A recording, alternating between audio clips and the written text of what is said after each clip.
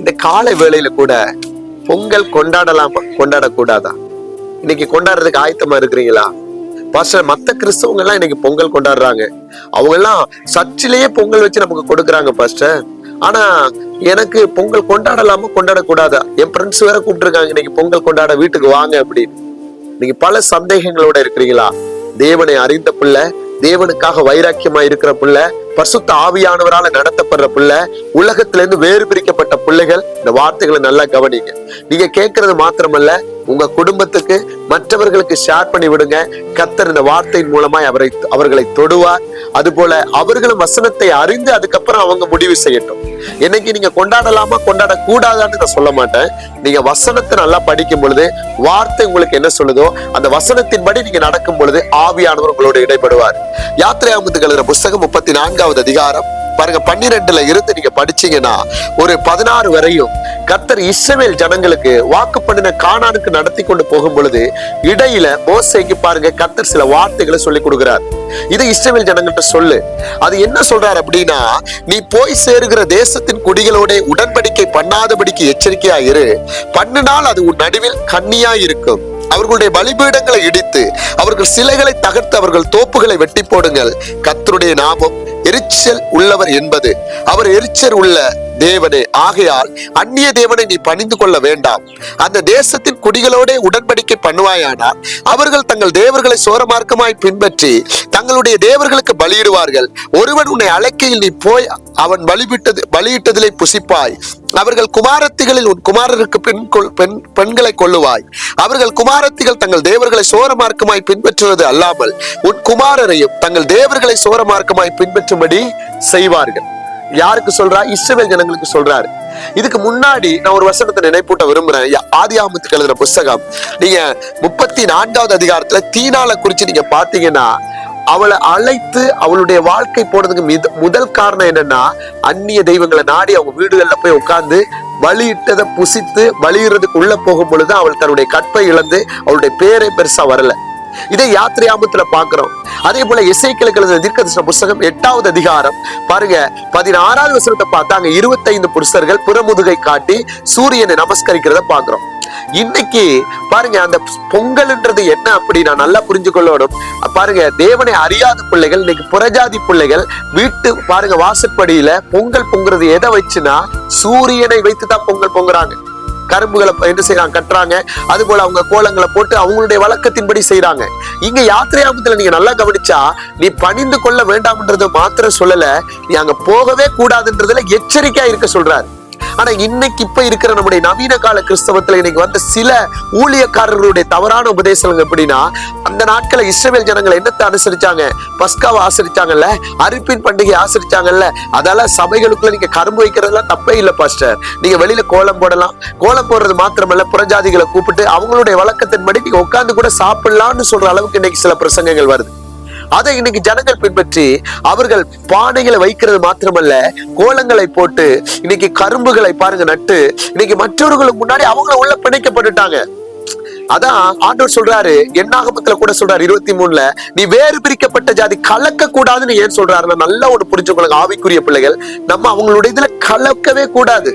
அப்படின்னு நீங்க கேட்கலாம், நாங்க எப்படி பாச உலகத்துல வாழலாம்? நீங்க வாழுகிற சாட்சியை பார்த்து மற்ற பிள்ளைகள் இயேசப்பாவை அறிந்து உள்ள வரணும். அவர்கள் தான் கிறிஸ்தவர்கள்.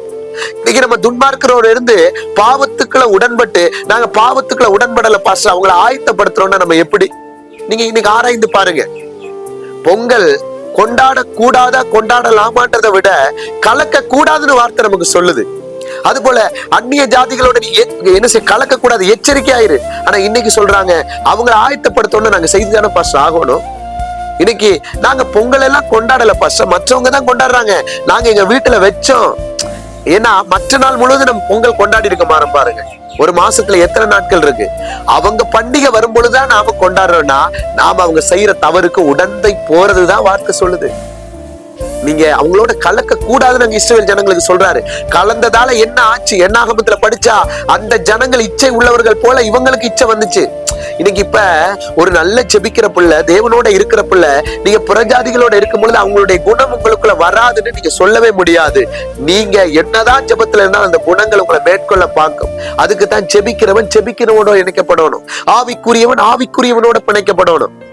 இன்னைக்கு என்ன செய்யறாங்க அப்படின்னா, இன்னைக்கு அந்த அந்நிய பாருங்க வழிபாடுகள் இன்னைக்கு சபைகளுக்குள்ள மாத்திரமல்ல, அநேக ஆவிக்குரிய திருச்சபைகள் பின்வாங்கி போற நாட்களுக்குள்ள இன்னைக்கு வந்துட்டோம். இன்னைக்கு நீங்க திறக்கப்படல, நீங்க விழித்து கொள்ளல அப்படின்னா, நீங்க இருப்பீங்க கிறிஸ்தவர்களா தான் இருப்பீங்க, வரங்கள் இருக்கும், நீங்க ஊழியர் செய்வீங்க, அபிஷேகம் எடுக்கப்பட்டு போயிடும்.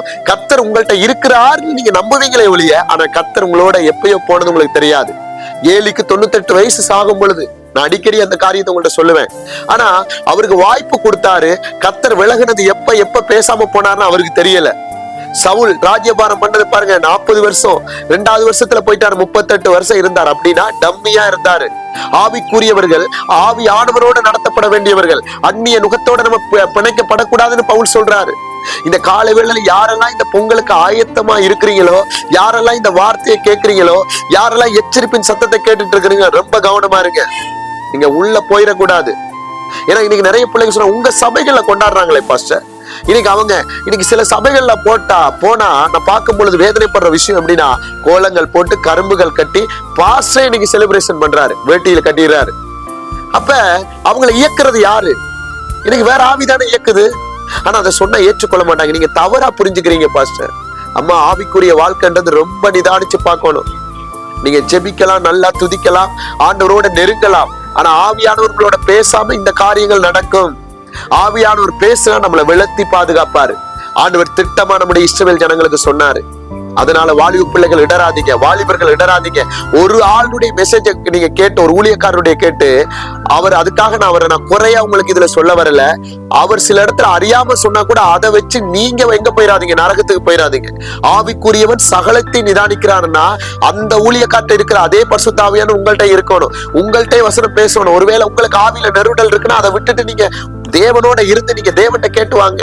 இன்னைக்கு அதான் சொல்றேன், கடைசி நாட்கள கள்ள உபதேசிகள், கள்ள தீர்க்கதரிசிகள், கள்ள ஊழியக்காரர்கள் வருவாங்கன்னா, இன்னைக்கு நானே உங்களுக்கு வார்த்தைகளை கொடுத்தா கூட பைபிள்ல ஒத்ததா இருக்கா, அந்த வசனங்கள் இஸ்ரவேலர்களுக்கு சொல்லப்பட்டதா, அவங்க அதை அனுசரிச்சாங்களா, அது போல அவங்க அந்நிய நுகத்தோட போய் செஞ்சாங்களா அப்படின்னு நீங்க பாருங்க.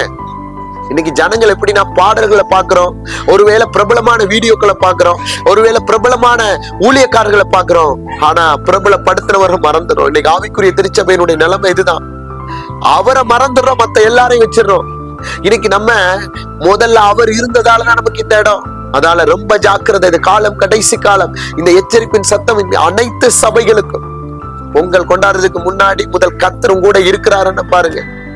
கொண்டாடுறது பெருசு கிடையாது, ஆனா நம்ம செய்கிற தவறுகள், அந்த சின்ன தவறுகள் ரொம்ப கவனமா இருக்கணும். வார்த்தை நமக்கு என்ன சொல்லுது, வசனம் என்ன சொல்லுது? நம்ம இருக்கும் பொழுது கர்த்தர் நம்மை கொண்டு பெரிய காரியத்தை செய்கிறவர். அதால முதல்ல நீங்க மற்றவங்களை ஃபாலோ பண்ணாதீங்க, கர்த்தரை ஃபாலோ பண்ணுங்க. ஏசப்பா உங்க கூட என்ன பேச விரும்புறாரு, ஏசப்பா என்ன செய்ய விரும்புறாருன்றதை நீங்க கேட்கும் பொழுது கர்த்தர் உங்களை கொண்டு பெரிய காரியத்தை செய்வார். இந்த வார்த்தைகளை நீங்க மாத்திரம் கேட்காம மற்றவர்களுக்கு ஷேர் பண்ணி விடுங்க. கர்த்தர் உங்களை நடத்துவாராக. God bless you.